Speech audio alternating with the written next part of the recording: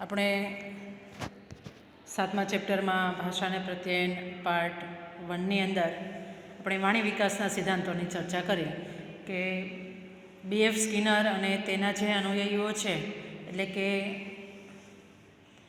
ગથરી, ટોલમેન અને વોટસન, તો ભાષા વિકાસ માટે BF સ્કિનર અને અન્ય જે વર્તનવાદીઓ છે એ ભાષાના વિકાસ શિક્ષણના સિદ્ધાંતો પર આધાર રાખે છે કે માતા પિતા જે શબ્દ જેવું વાતાવરણ ઘરમાં પૂરું પાડશે એ પ્રમાણે બાળક શીખે છે.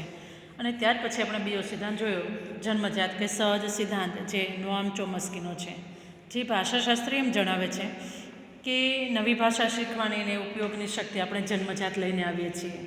ઘણા બધા શબ્દો એવા છે કે માતા પિતા પાસેથી નથી સાંભળતું બાળક, અને છતાં પણ એ બોલતા શીખતું હોય છે. શાળાનું શિક્ષણ લીધા પહેલાં પણ ઘણું બધું એ બોલતા શીખે છે. તો આ બોલવાની શક્તિ છે આપણે જન્મજાત લઈને આવીએ છીએ, જે મત છે ભાષાશાસ્ત્રી નોઆમ ચોમ્સ્કી. એટલા માટે કે ટૂંકા પ્રશ્નમાં પૂછાય છે, ભાષાશાસ્ત્રી કોણ? નોઆમ ચોમ્સ્કી, જેણે સહજ સિદ્ધાંત આપ્યો, સ્વાભાવિક છે, જન્મજાત છે, વાણી વિકાસ થવો એ. ત્યાર પછી આપણે જોઈએ બોલવાની ક્રિયાને વાણીની ભૂલો. મિત્રો, સામાન્ય રીતે આપણે અન્ય વ્યક્તિને ઉદ્દેશીને બોલીએ છીએ, એકલા કંઈ બોલતા નથી. એટલે આ એક સામાજિક પ્રવૃત્તિ છે એમ કહી શકાય. આપણે જાણીએ છીએ સાયકોલોજીના સંદર્ભમાં કે એકલા બોલતા હોય તો એનું અર્થઘટન લોકો કેવું કરે. એટલે સફળ પ્રત્યાયન કરવું હોય, આપણે આપણી ભાષાને, વાણીને, મેસેજને અસરકારક બનાવવો હોય, લોકોને સ્પર્શી જાય, ગમે એવો બનાવવો હોય, તો વક્તા અને શ્રોતા વચ્ચે સહકાર જરૂરી છે. આપણને કોઈ સાંભળવાવાળું હોય અને આપણે બોલીએ તો એ સફળ થાય, એટલે બંનેનો સહકાર જરૂર છે. બોલવાની ક્રિયામાં કેટલાક કૌશલ્યો મહત્ત્વના છે. પહેલાં તો જ્યારે આવું પ્રત્યાયન થાય છે, બે વ્યક્તિ વચ્ચે વાતચીત થાય છે, આપણે આપણા મેસેજને અન્ય સુધી પહોંચાડવો છે ને એ વ્યક્તિ એનાથી પ્રભાવિત થાય, એના માટે શું કરી શકાય? તો પહેલું છે કે શું કહેવું છે તે સ્પષ્ટ વિચારવું. આપણે અન્ય વ્યક્તિને શું કહેવા માંગીએ છીએ, એ સમૂહ હોય કે એક વ્યક્તિ હોય, તો એના વિશે પહેલાં વિચારવું.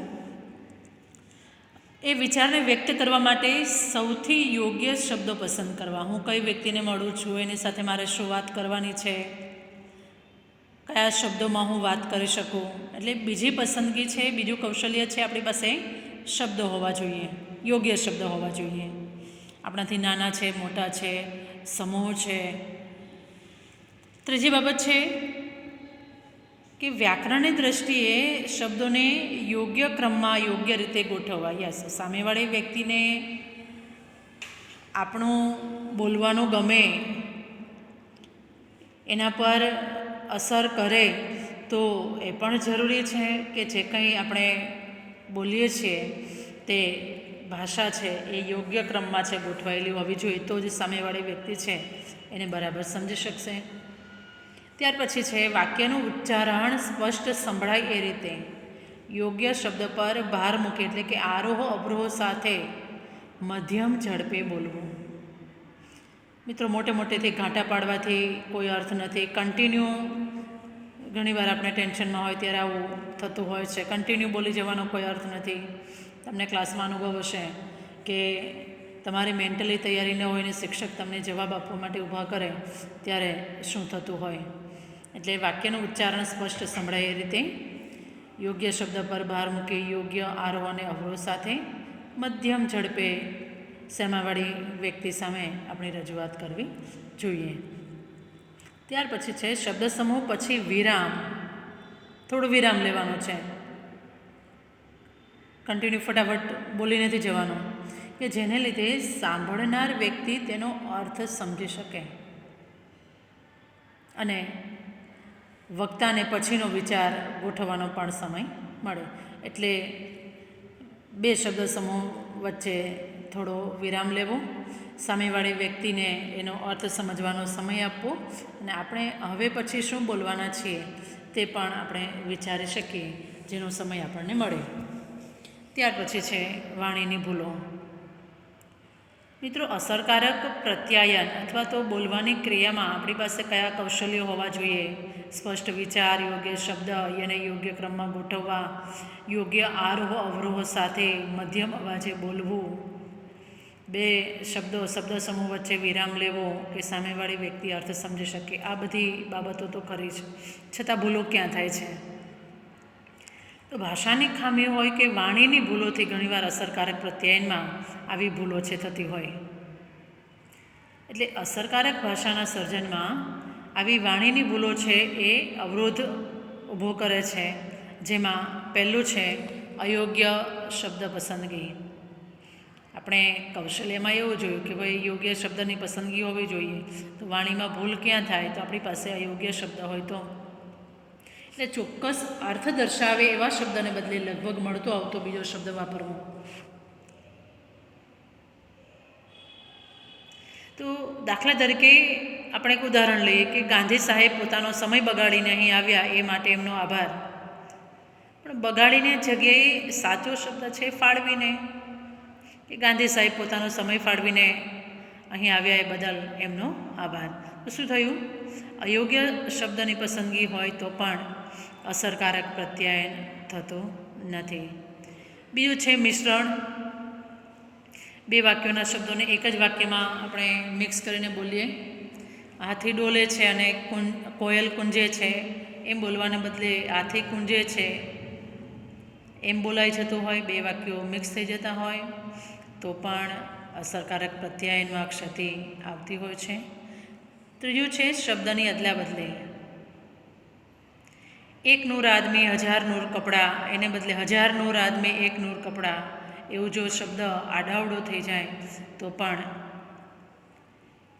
અસરકારક સંદેશો પહોંચતો નથી. ત્યાર પછી છે મોર્ફિમનું સ્થળાંતર. આપણે ઉદાહરણ લઈએ કે રાજદૂતો વિવેકશીલ છે એને બદલે વિવેકદૂતો રાજશીલ છે. તો મોર્ફિમ છે ત્યાં બરાબર જળવાયું નથી. હવે આપણને ભાષાના નાનામાં નાના અર્થપૂર્ણ એકમને મોર્ફિમ કહેવાય. અહીંયા એક શબ્દમાં પણ તમે બે શબ્દની વચ્ચે એના જે અક્ષરો છે આડાવડા કરી નાખો છો તો એ મોર્ફિમ બદલાઈ ગયું. ફરીથી એની વ્યાખ્યા બોલું છું. ભાષાના નાનામાં નાના અર્થપૂર્ણ એકમને અહીંયા વિવેકદૂતો, રાજદૂતોની જગ્યાએ આપણે રાજ અને વિવેકને અદલા બદલી કરી નાખી તો પણ અસરકારક પ્રત્યાયન નથી. સ્પૂનરિઝમ એટલે કે શબ્દોના આરંભમાં એક બે અક્ષરોની અદલા બદલી. શરૂઆતના એકાદ બે શબ્દ જો આડાવડા થઈ જાય તો પણ સામેવાળી વ્યક્તિ એનો અર્થ સમજી શકે નહીં. પ્રભુજી તુમ રાખો લાજ હમારી એને બદલે પ્રભુજી તુમ લાખો રાજ હમારી, તો પણ બોલવાની ભૂલ ભાષાના સર્જનમાં આવી ભૂલો ન થાય એનું ધ્યાન રાખવું જોઈએ. હવે ભાષા અને વિચાર એ બંને વચ્ચે શું રિલેશન છે? ભાઈ એનો સંબંધ શું? આપણને પ્રશ્ન થાય કે પહેલાં આપણે બોલીએ છીએ કે પહેલાં વિચારીએ છીએ. એટલે જુદા જુદા મનોવૈજ્ઞાનિકોએ પોતપોતાના વિચારો રજૂ કર્યા.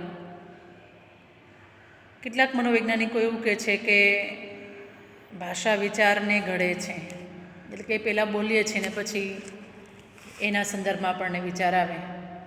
જ્યારે એના વિરોધમાં બીજો મનોવૈજ્ઞાનિક એવું કહે છે કે પહેલાં વિચારીએ છીએ ને પછી આપણે બોલીએ છીએ, એટલે કે વિચાર ભાષાને ઘડે છે. જ્યારે ત્રીજો મનોવૈજ્ઞાનિક એવું કહે છે કે આપણા મગજમાં ભાષા અને વિચારના ઉદ્ગમ સ્થાનો જુદા જુદા છે. જોઈએ તેમાં કે આપણે જે કંઈ વિચારીએ છીએ તે અન્યની સામે રજૂ કરવા માટે આપણી પાસે ભાષા હોવી જરૂરી છે. પ્રશ્ન એ થાય કે શું ભાષા વિચારને ઘડે છે, શું વિચાર ભાષાને ઘડે છે, કે પછી બંનેનો વિકાસ સ્વતંત્ર રીતે થાય છે? આપણે જોઈએ કે બેન્જામિન લી વ્યોર્ફ એમના મતે ભાષા વિચારના વિષય વસ્તુને નક્કી કરે, એટલે કે વ્યક્તિ શું વિચારશે અને કઈ રીતે વિચારશે. તો સામાન્ય રીતે એનો વિચાર એ વ્યક્તિ ઉપયોગમાં જે ભાષા લે છે એના ઉપર નિર્ભર છે કઈ ભાષામાં બોલે છે, શું બોલે છે, જેને ભાષાકીય સાપેક્ષતાની ઉત્કલ્પના કહી શકાય કે વ્યક્તિ જે કંઈ ભાષાનો ઉપયોગ કરે છે એના વર્ગીકરણો વ્યક્તિના વિચારના વિષયો કે એની પદ્ધતિ પર અસર કરે. મિત્રો, ઘણીવાર એવું બને છે કે પહેલાં બોલીએ છીએ ને પછી વિચારીએ છીએ, જો કે આપણી ભૂલ પણ આપણને સમજાતી હોય છે કે આપણે શું બોલી ગયા. ભારતીય ભાષાની અંદર ઉદાહરણ આપણે જોઈએ તો નજીકના સગપણની વિવિધતા દર્શાવવા માટે આવા અલગ અલગ શબ્દો છે, જેમ કે પિતાના નાના ભાઈ એટલે કાકા, માતાના ભાઈ એટલે મામા, પિતાની બેન એટલે ફોઈ, માતાની બેન એટલે માસી. જ્યારે ઇંગ્લિશમાં આવા સગપણો માટે એક જ શબ્દ વપરાય છે. હવે અહીંયા અંકલ અને આંટી એ બે જ શબ્દો વપરાય છે ઇંગ્લિશમાં. એટલે વ્યક્તિ કઈ ભાષામાં વાત કરે છે, પિતાના કોઈ રિલેટિવ બાબતે વાત કરે છે, માતાના કોઈ રિલેટિવ બાબતે વાત કરે છે, તો એ પ્રમાણે વિચારને ઘડશે. એટલે બેન્જામિન લીવયોર્ફના મતે પેલા વ્યક્તિ બોલશે અને પછી એના વિશે વિચારશે. જ્યારે બીજો મનોવૈજ્ઞાનિક સ્વિસ મનોવૈજ્ઞાનિક જીન પિયાજે, જેણે બોધાત્મક વિકાસના બોધાત્મક બાબતો અંગે જેમણે પોતાના અભિગમો આપેલા છે તે જીન પિયાજે, વિચાર ભાષા પહેલાં ઉદ્ભવે છે એવું કહે છે ને પછી ભાષાના શબ્દો પર તે અસર કરે. એટલે કે વિચાર આવવા માટે જીન પિયાજેના મતે ભાષા જરૂરી નથી, પણ શબ્દોનો અર્થ સમજવા માટે પણ પહેલાં વિચાર કરવો જરૂરી છે. એટલે પિયાજેની દલીલ એવી છે કે બાળકો આ દુનિયાનું આંતરિક નિરૂપણ વિચારણાના માધ્યમથી શરૂ કરે.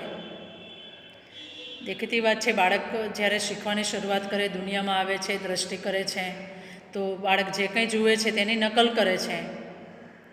એટલે ત્યારે વિચારણાની પ્રક્રિયા કે તેમાં જે કંઈ ભાષા હોતી નથી.